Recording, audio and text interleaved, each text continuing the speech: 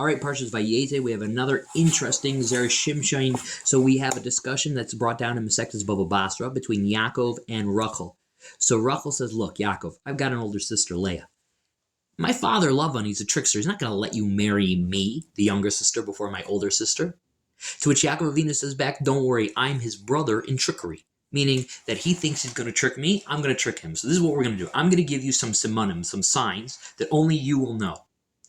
And therefore, if Leah comes in your place under the chuppah with the mask on or whatever, the veil, I'll just call out one of the signs, whatever those signs are, and you'll answer me, and I'll know it's really you. Or if no answer, I'll know it's not you. And Rachel then says back to Yaakov, well, is it mutter for tzaddik to lie or to engage in trickery? To which Yaakov Avinu says, well, it's a pasuk. The pasuk says that with those who are clean, you act cleanly, and with those who are crooked, you act perversely. So, therefore, he gave him simanim, and the rest is history. Now, first thing the Zera Shimshon wants to examine is what was Rachel thinking? Why did Rachel not know this idea that's brought down in a pasuk?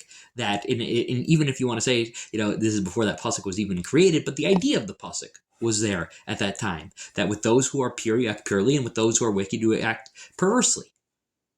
And now he goes to another part of the Medrash, which is talks about what actually happened. So meaning the whole night that Yaakov would call out the signs to Rachel, and seemingly he was getting answered. He was getting answered and getting answered, and behold, then when he wakes up in the morning, he sees that the woman that he was with is Leah. And he says, he's so confused. So first of all, he realizes that Rachel had given Leah the simanim so that she wouldn't be embarrassed. And what ends up happening is Yaakov says, you, Leah, you are the trickster, the daughter of a trickster. And now listen to what Leah says back. Leah says something pretty wild back. She says, the Amrle, she said to him, Is sefer de leis le talmidim, lo kakavat tzivach la avuch esav and ve'at anisa le. So meaning she says, well, I only learn from the best. That's what Leah says. Didn't you, by the way, when your father, Yitzchak, was kind of blind and trying to give your brother a blessing, and he said, hey, Esav, what's up? And you answered back, yeah, hi, I'm Esav, yeah, everything's totally cool. Well, who do you think I learned what I did from? I learned it from you, Yaakov, just like how you tricked your brother and you tricked your father. I took lessons and notes from you, and therefore I tricked you, and now we're married. It's a very strange response for such a high-level tzaddikus. Leah's one of the mothers she's one of our imachos. What kind of response is this? Because you lied, therefore I can lie too, somewhere else?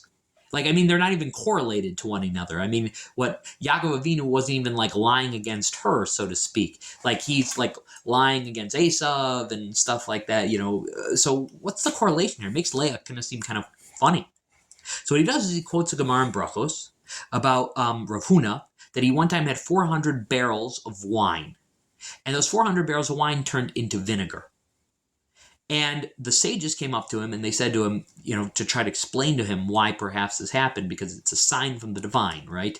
When Hashem gives us punishment, so to speak, it means that we have something we need to take from it. And so they went up to Rav Huna and said, well, perhaps there's something that you've done recently. We might know what that thing is, that this is the cause of your great financial loss, which was that Rav Huna had what's called an aris. He had a worker on his field, and it was a sharecropper. So meaning that, I'm making this up off the top of my head, but the sharecropper works the field for the owner of the land, and the sharecropper takes a certain percentage, 10, 20%, whatever it might be for himself, and then gives the rest to the owner of the field. Now, Rav Huna apparently was withholding wages from this sharecropper, and he said, I rightfully deserve to do that because he stole from me, a month ago. So I'm just withholding his payment that's due now because of what he did a few months ago. To which the rabbis did not approve of that. They said, you are not allowed to do that. But then here's the thing. We already said that there's a pasuk, right? The pasuk says that with those who are clean, you act cleanly, and with those who are impure, you act with perverseness. So then, what is the meaning of that pasuk then? Why was Rav Huna in the wrong? So the idea is very simply. You are allowed to lie as tzaddik to prevent yourself from incurring a loss, to protect yourself, because that's what it means to act intelligently. The pasuk says, like, to act intelligently, it means to prevent a loss. But you are not allowed to lie to get revenge, so to speak. Meaning, once you've already been tricked, you cannot do trickery and lying. Meaning, to prevent yourself from getting tricked and being lied to, you may do something to prevent yourself. That's fine for a tzaddik to do. But a tzaddik does not do it retroactively after whatever deed has been done to him, because that's akin to just taking revenge. So, with that put in and that base established for us, we can go back to the story of Yaakov and Leah and Rachel. So when Rachel says, is it permitted for a tzaddik to lie? Well, what does he mean about that? I'm sorry, what does she mean about that? She's thinking, well, lying and tricking is something that, like, you do and it's not nice. To which Yaakov said, yeah, that's only true after you have been lied to and tricked to, because then that's akin to getting revenge. But if you are doing it to prevent yourself from losing, that's okay. So that explains that conversation. But now let's go to the conversation between Yaakov and Leah. See, Yaakov says to Leah, why were you lying? I mean, you're not preventing anything. You're doing it in the wrong way. Like, you seem to be getting, like, revenge or something like that. I'm not trying to trick you. I'm trying to, like, trick your father. Like, and I'm trying to trick your father not to get revenge. I'm trying to trick your father to protect myself, to get what I truly deserve. So Leah looks very strange, even more strange with the explanation that I've given now. But listen how the Zera Shimshon explains what happens. So remember, Leah says to Yaakov, hey, I only learned from the best tricksters. What you did to your brother, okay, I learned and I did it to you. That's how it sounds literally, but listen to how the Zera Shimshon teaches it. So, Yaakov, you really acquired the firstbornship from your brother Esau. Everybody knows that. And what happened is that Esau was trying to take that away from you. Despite the deal that you made, he was trying to take that away from you. So what did you do? You took preventive measures, and you disguised yourself like Esau and stuff, and you went up to your father, and you, so to speak, tricked him, but you did it in a way that it was before you had been tricked yourself, and you preserved what you deserved. And that was right. That is what Leah is saying to Yaakov. So now listen to what Leah, the next deduction the Zera Shimshon makes, and it will change your mind, because Leah looks like not a good person over here.